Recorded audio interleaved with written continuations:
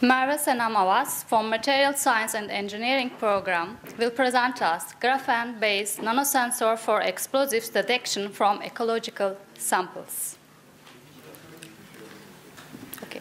The use of explosives in landmines and underwater munitions is not only resulted in combat casualties of human lives, but it also creates a massive pollution of environment.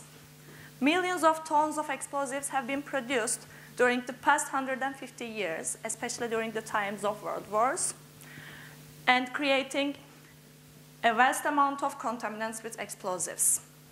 According to United States Environmental Protection Agency statistics, 1.3 million tons of soils throughout the United States, which is equal to 6,000 times the weight of the Statue of Liberty, is contaminated with explosives.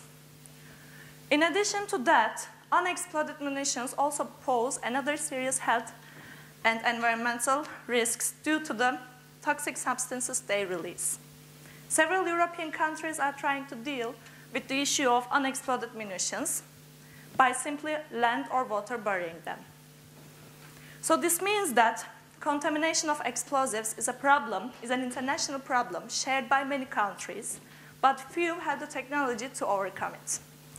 So in my thesis, we have tried to come up with a sensor that can detect explosives, even in very low concentrations. Taking the advantage of molecular imprinting, which is basically a technique of creating specific shape-specific sites on sensor probe, and combining it with the sensitivity advantages of monolayer graphene, we come up with a nanosensor that is able to detect chemicals, explosives, in parts per million levels, and is able to distinguish them from other interfering chemicals.